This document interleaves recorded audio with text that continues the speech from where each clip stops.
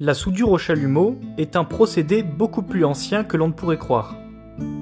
À l'origine, le chalumeau désigne une sorte de tube courbé avec lequel on vient souffler sur une flamme afin de réaliser des soudures et des brasures sur de petits ouvrages, par exemple les viroles des couteaux. Voici comment fonctionne le procédé. Afin de pouvoir manipuler la pièce à braser, on la positionne sur un bout de charbon de bois, on allume une lampe, puis avec le chalumeau, on vient souffler délicatement sur la base de la flamme pour pouvoir réaliser une chauffe très localisée. Dans cette vidéo, je vais essayer de reproduire ce procédé.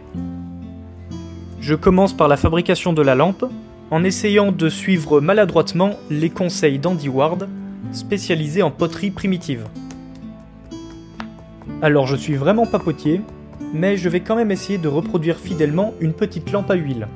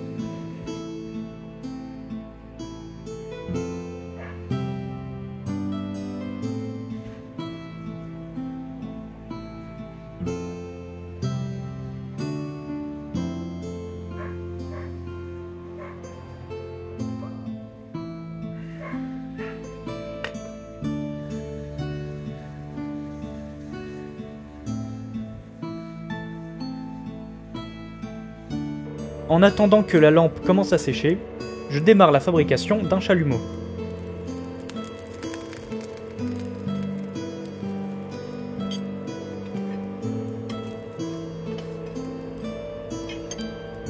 Alors je vais commencer par fabriquer une buse.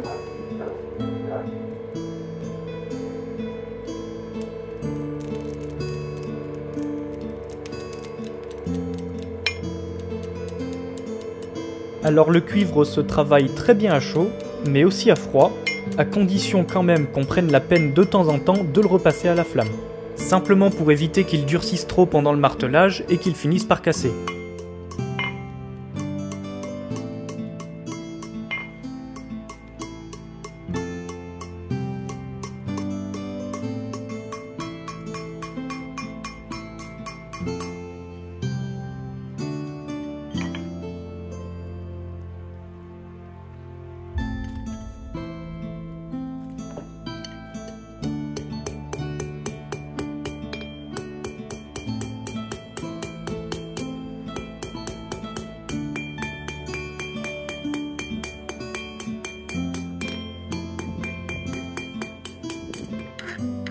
Pour ce chalumeau, je vais essayer de faire un trou assez petit, de moins de 1 mm.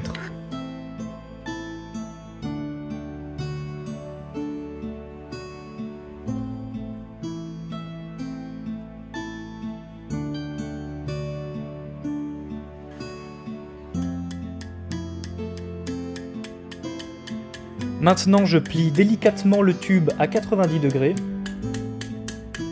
En y allant délicatement pour ne pas qu'il s'écrase et qu'il se referme.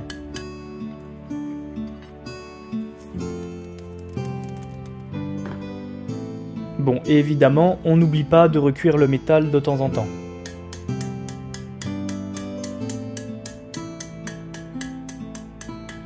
Comme je vais avoir la bouche en contact avec du cuivre, j'ai eu l'idée d'appliquer un petit peu d'étain au niveau de l'embout du chalumeau. Je commence par mettre un peu de décapant.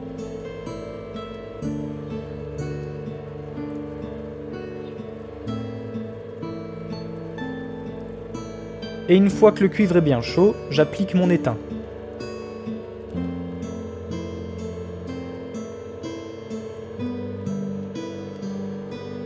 J'essaye ensuite de l'étaler un petit peu avec un chiffon.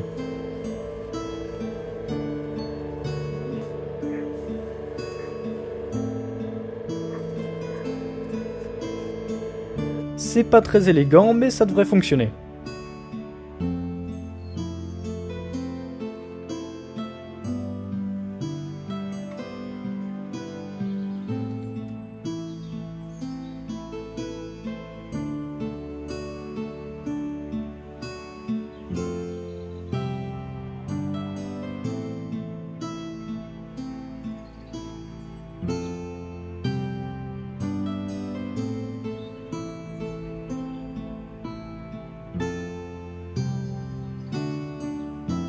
Je passe un caillou lisse sur toute la surface du pot, ce qui aide à tasser l'argile pour l'empêcher de fissurer pendant le séchage, et surtout ça lui donne un effet de surface assez agréable.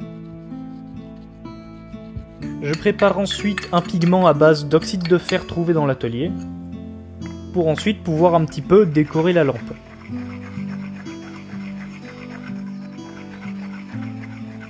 Et comme décoration, je dessine tout un tas de petits briquets autour du pot.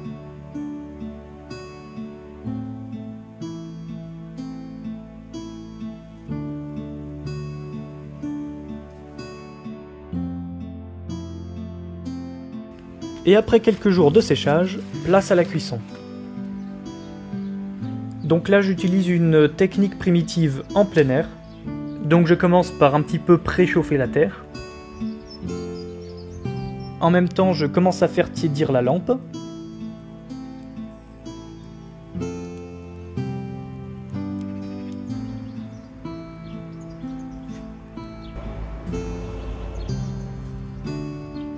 Et je positionne du bois coupé bien fin pour créer un feu violent.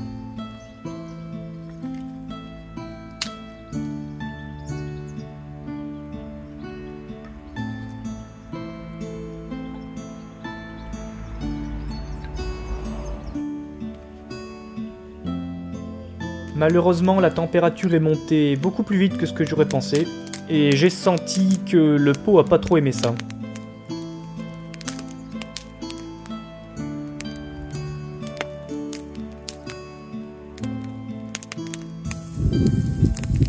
Là, on s'approche d'une température finale de 900 degrés. Et comme je le craignais, le pot n'a pas survécu. Par contre, on remarque qu'au contact de l'oxygène, la peinture noire s'est changée en rouge.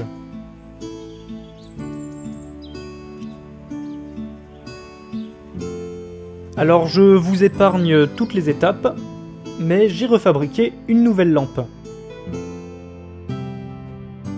Pour cette nouvelle tentative, je vais y aller beaucoup plus doucement, mais afin d'obtenir un feu violent, je fais des sortes d'allumettes en sapin. Ça devrait brûler vite, mais ça devrait brûler fort.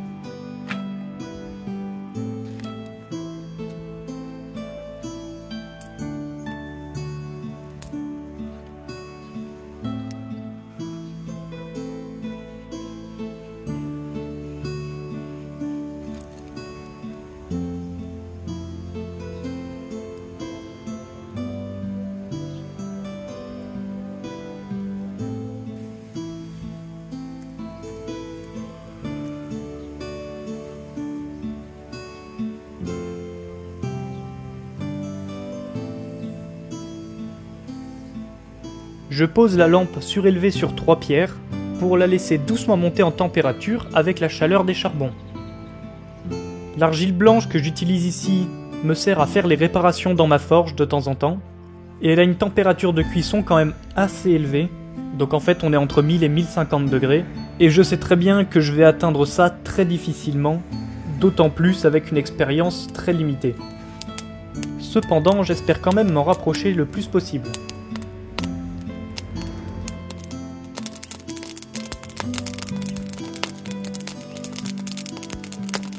Bon alors là, j'avoue que pendant la cuisson, j'étais vraiment pas serein, puisque j'avais pas envie de recommencer 4 fois la même lampe. Et je crois qu'en vidéo, on se rend vraiment pas compte de la violence du brasier, mais c'était quand même bon signe que la température interne commençait vraiment à monter.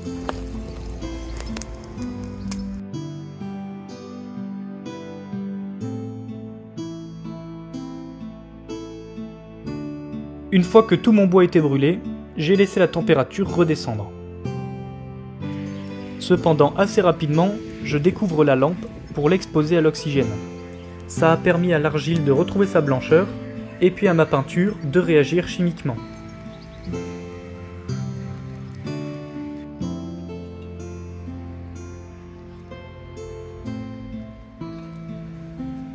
Je vais maintenant rendre la lampe étanche avec un peu de cire d'abeille, et on remarque que la lampe fait ce bruit de céramique assez distinct.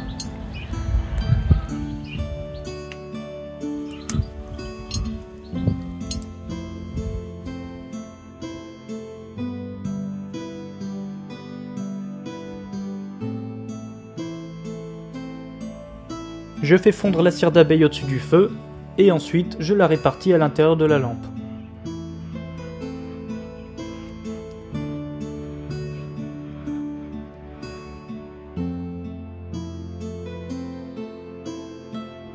Maintenant je prépare une mèche assez grosse, donc j'utilise du fil de coton.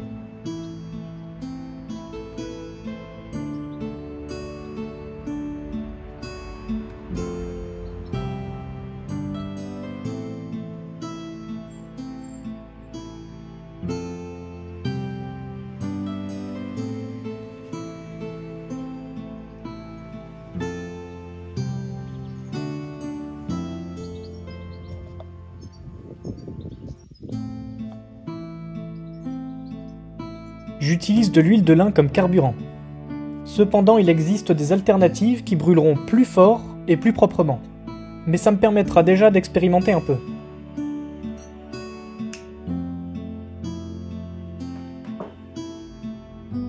Apparemment, la lampe ne fuit pas et fonctionne assez bien.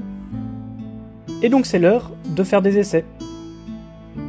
Je reproduis le même geste que dans le livre. Donc je positionne une petite pièce de métal sur un charbon de bois pour pouvoir le tenir, et ensuite il ne manque plus qu'à souffler avec le chalumeau.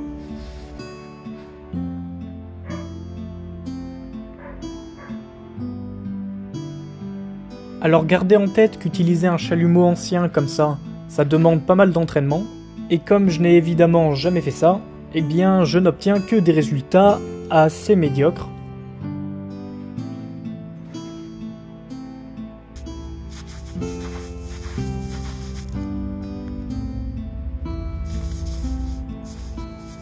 Comme je n'ai pas d'argent pour tenter une brasure, ici je vais faire une simple brasure tendre à l'étain.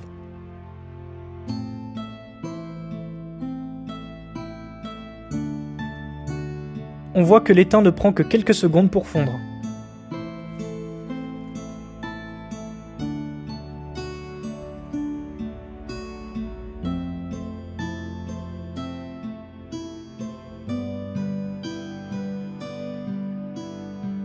Je vais essayer de pousser un peu la température pour voir jusqu'où on peut aller. Ici, on peine à dépasser les 800 degrés. La couleur de la flamme détermine sa composition. Une flamme jaune veut dire qu'il y a un excès de carbone dans la flamme, donc la pièce que l'on est en train de braser sera recouverte avec une couche de suie. Cela veut dire que la combustion n'est pas aussi propre qu'elle pourrait l'être. Je pense qu'ici c'est partiellement dû au carburant que j'utilise, donc l'huile de lin qui est quand même assez sale. Voici une démonstration de nuit qui permet de voir la taille réelle de la flamme. Une flamme bleue signifie que le taux d'oxygène est plus élevé, donc la combustion est plus complète et la flamme plus chaude. Eh bien écoutez, c'était une expérience très intéressante. J'espère que la vidéo vous aura plu. Et puis sur ce, je vous dis à bientôt pour d'autres vidéos de forge.